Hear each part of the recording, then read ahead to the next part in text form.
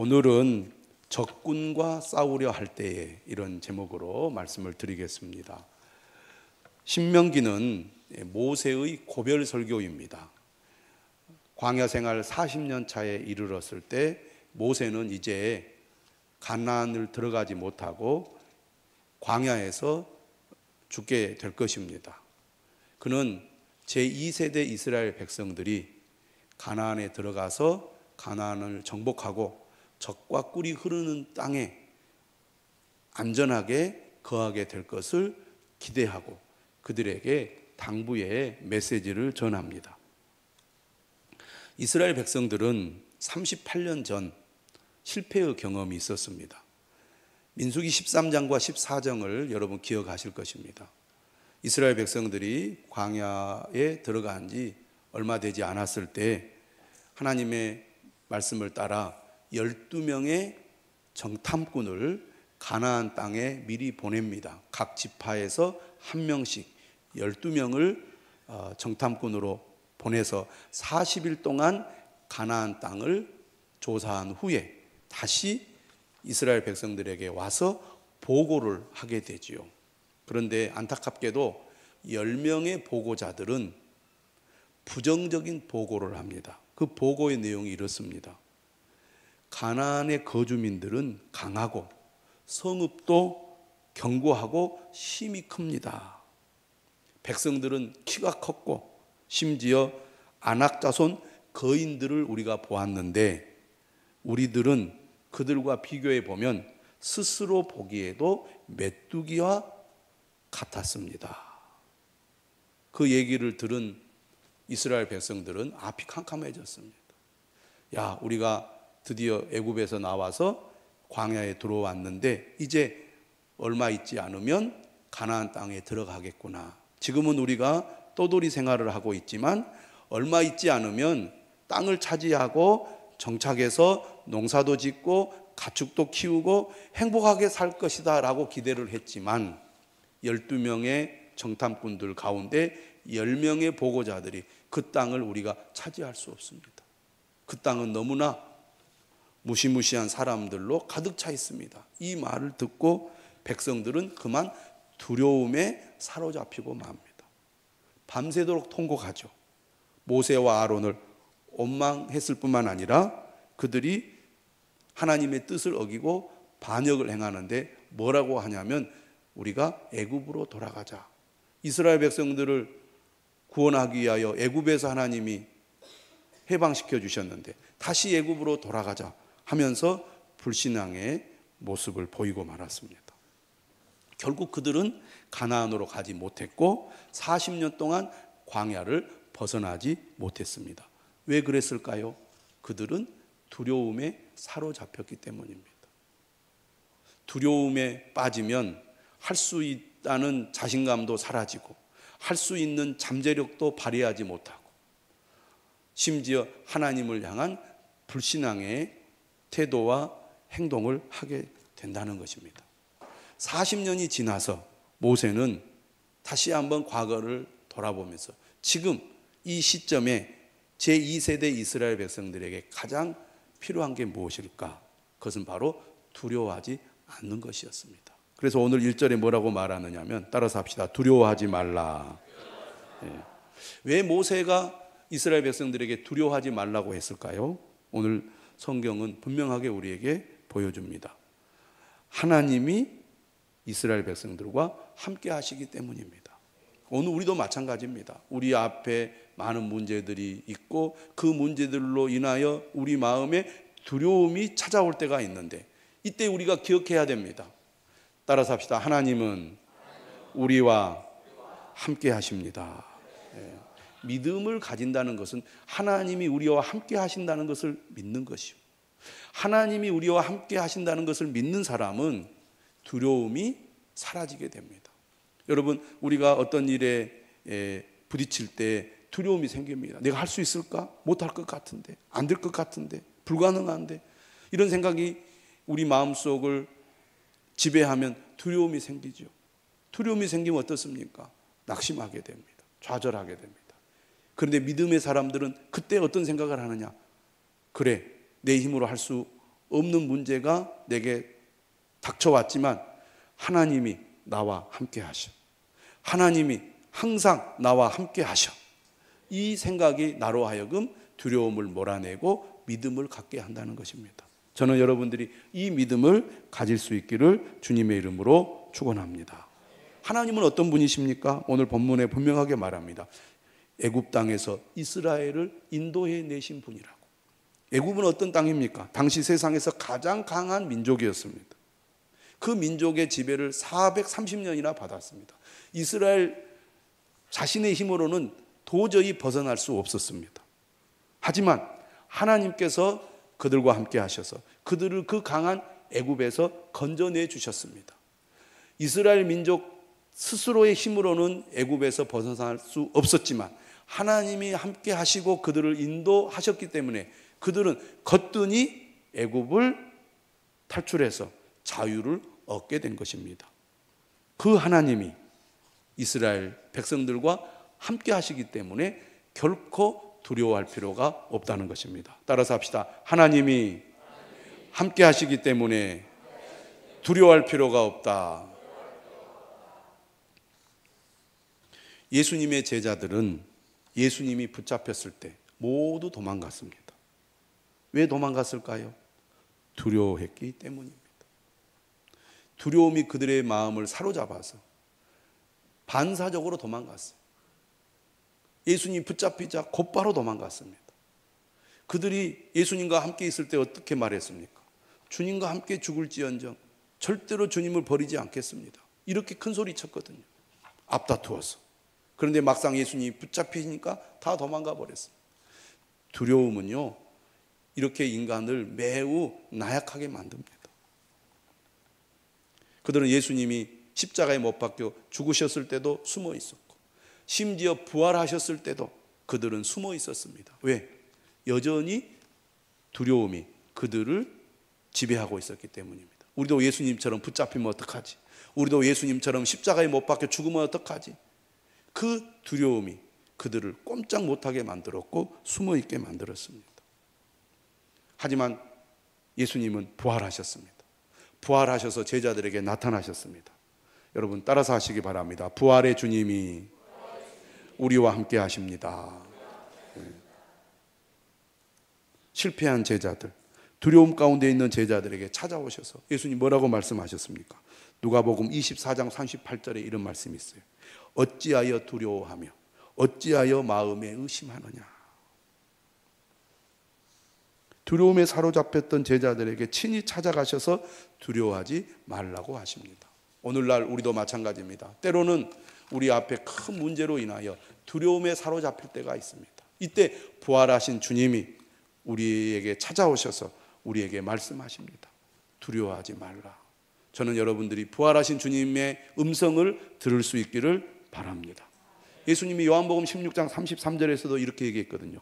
세상에서는 너희가 환난을 당하나 담대하라.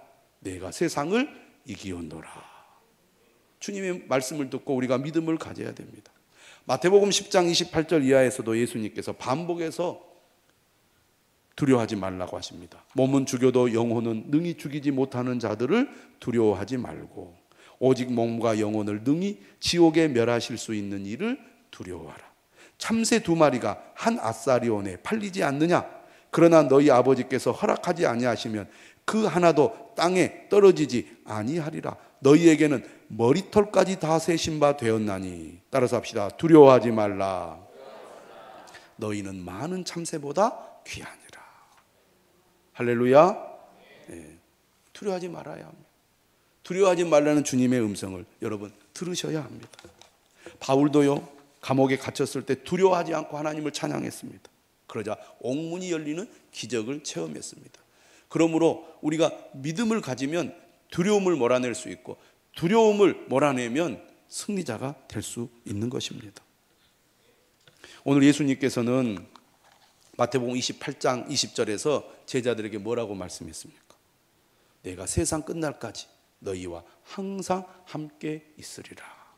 부활의 주님은 지금도 우리와 함께 하십니다. 그러므로 두려워할 필요가 없다는 것입니다. 이처럼 실패했던 제자들, 두려움에 사로잡혀 도망갔던 제자들이 부활의 주님을 만나고 나서 어떻게 달라집니까?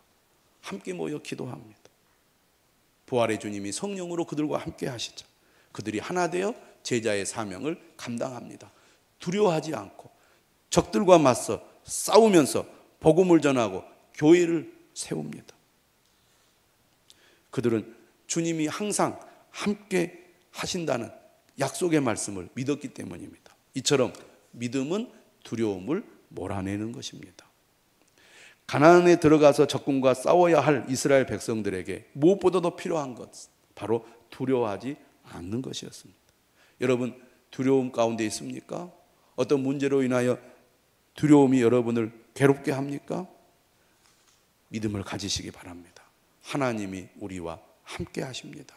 반드시 우리를 도와주십니다. 그러한 믿음이 두려움을 몰아낼 것입니다.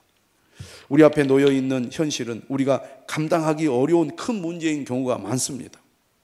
그런데 오늘 모세가 이렇게 얘기를 했어요. 네가 나가서 적군과 싸우려 할 때 말과 병거와 백성이 너보다 많음을 볼지라도, 우리가 감당하기 어려울 정도로 큰 문제가 우리에게 닥칠 수 있다 그 말이에요.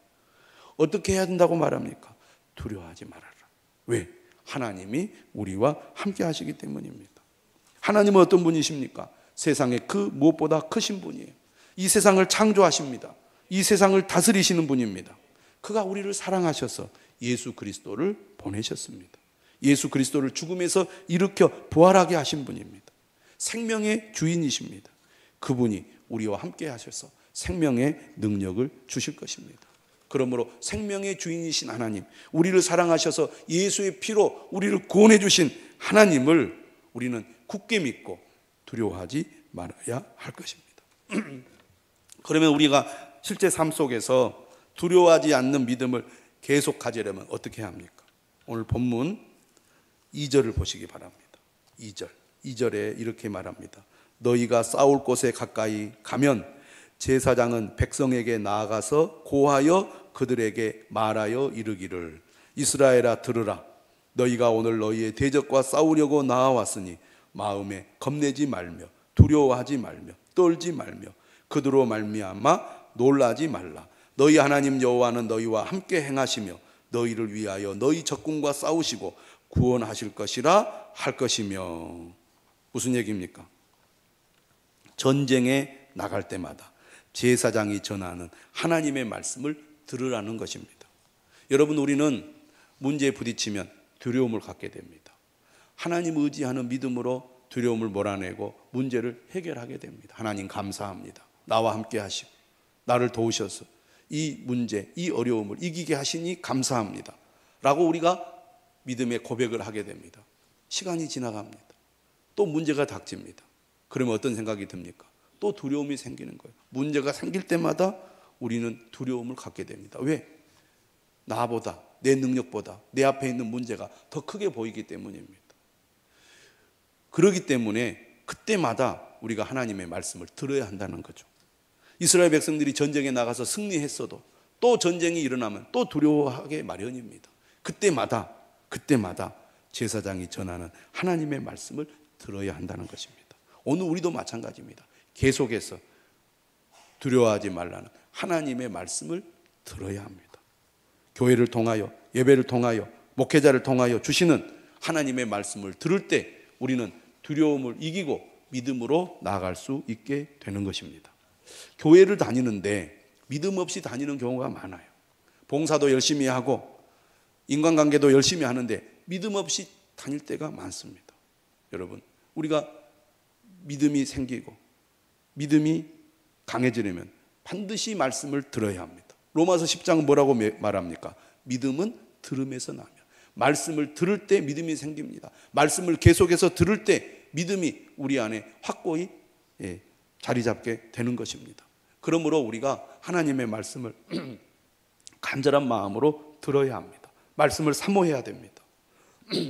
그러므로 예배를 참여하는 것을 여러분들이 즐거워하고 예배를 형식적으로 드리지 않아야 됩니다. 늘 주님을 의지하는 마음으로 우리에게 말씀을 주옵소서. 주님, 내게 이러이러한 문제가 있는데 오늘 내게 필요한 말씀을 주옵소서. 주님 말씀으로 나를 인도해 주옵소서. 내 마음의 두려움을 몰아내 주옵소서. 내가 어떻게 해야 될지 주님 도와주시옵소서. 이렇게 간절히 사모하는 마음으로 하나님의 말씀을 들어야 합니다.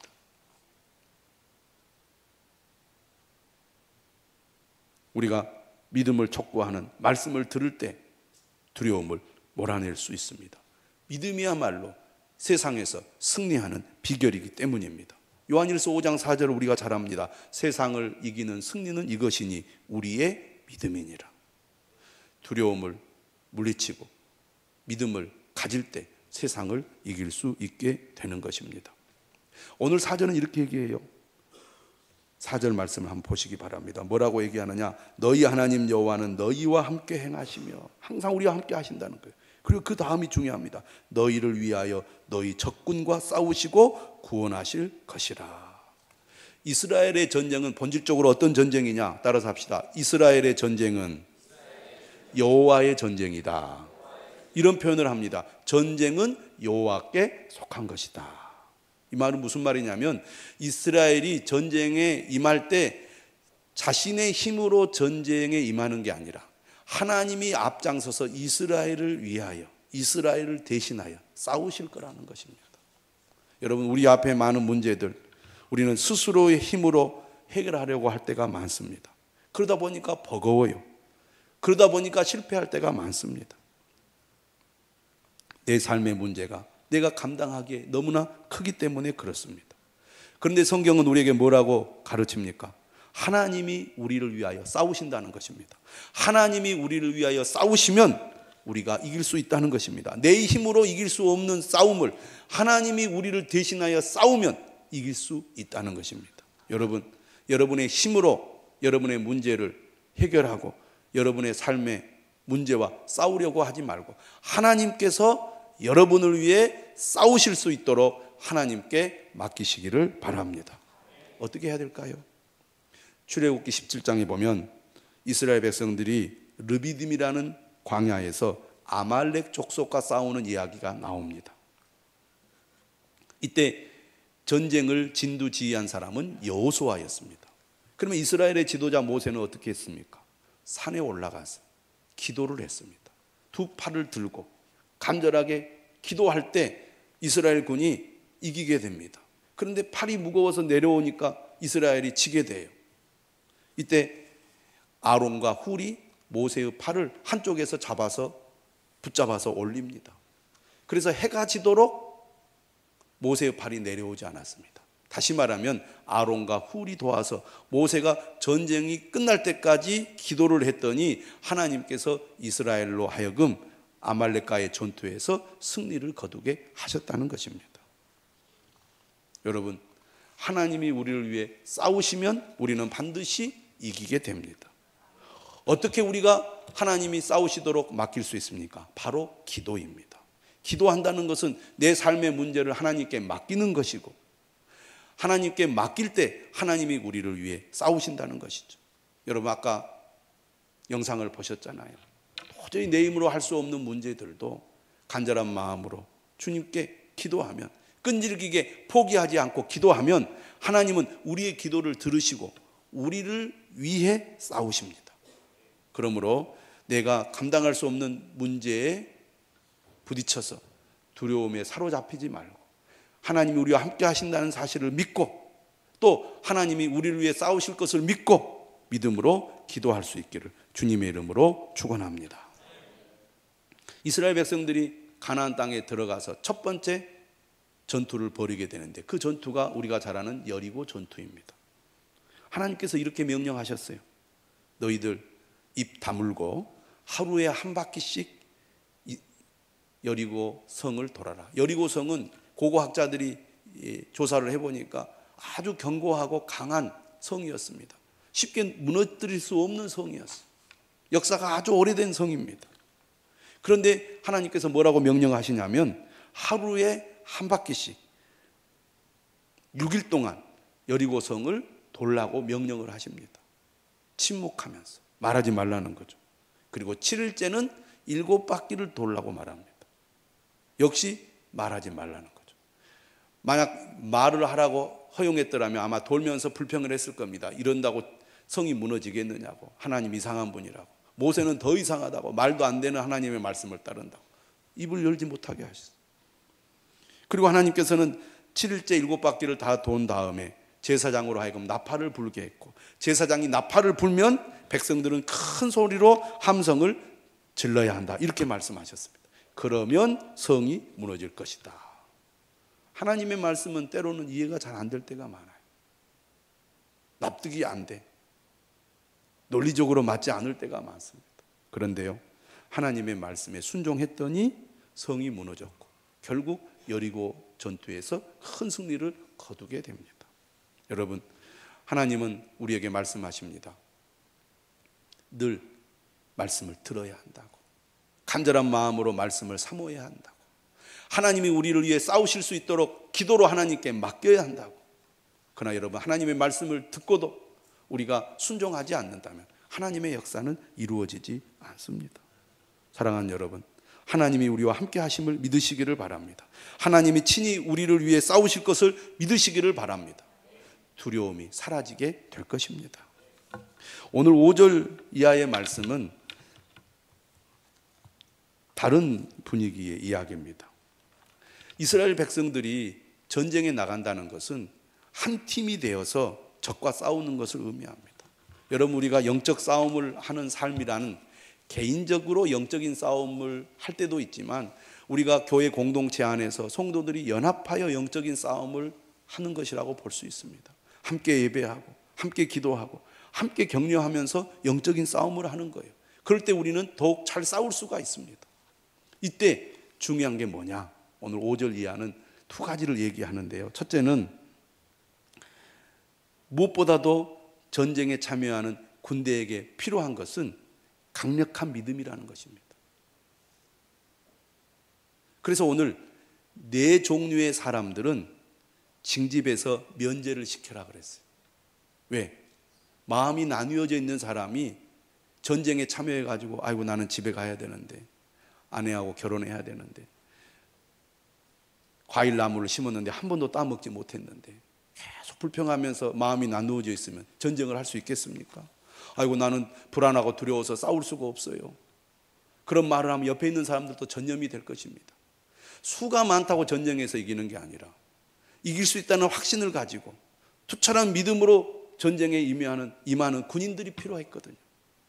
그래서 그들은 징집에서 면제하고 집으로 돌려보내라고 말합니다.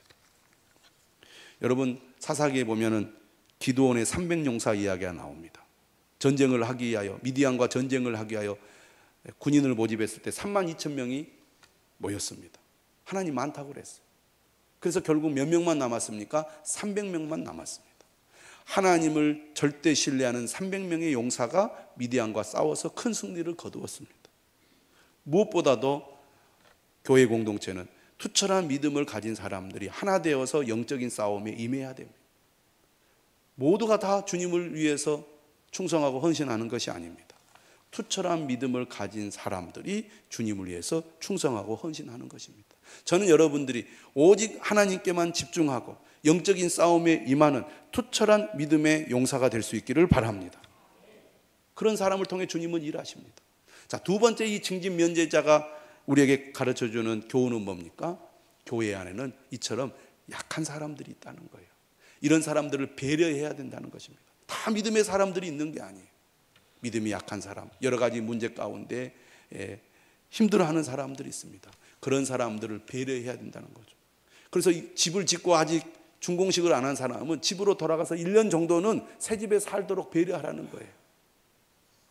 농사를 지어서 이제 과일나무를 심었는데 아직 과일이 한 번도 열리지 않았습니다. 3년 지나고 한 4년 돼야 과일이 열릴 거 아니에요. 그럼 집에 가서 새 과일을 먹을 수 있도록 배려해라는 것이죠. 약혼을 했는데 아직 결혼을 못했습니다. 집으로 가서 결혼을 하고 1년 정도 아내와 함께 즐거운 신혼생활을 하도록 배려하라는 것이죠. 지금 전쟁이 일어나서 전쟁을 해야 되는데 한 사람이라도 군인이 더 필요하잖아요.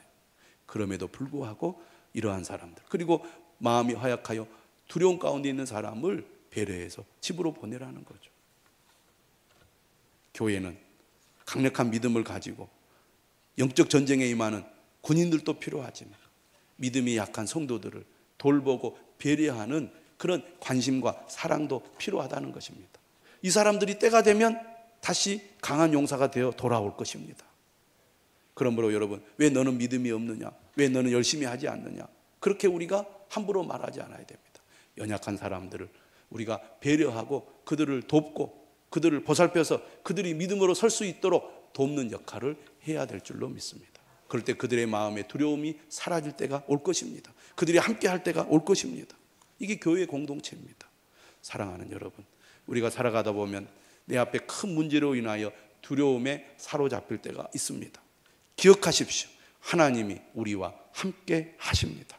항상 함께 하실 것입니다. 우리를 위해 싸우실 것입니다. 우리가 하나 되어 서로 격려하고 배려하면서 영적인 군사가 되어 영적 싸움에 임하시기를 바랍니다. 주일 예배는 우리가 이처럼 영적으로 무장하기 위해서 오는 것입니다. 한 주간 여러분 영적 싸움을 싸우게 될 것인데요, 오늘 믿음으로 무장하여 영적 싸움터에 나가시기를 바랍니다.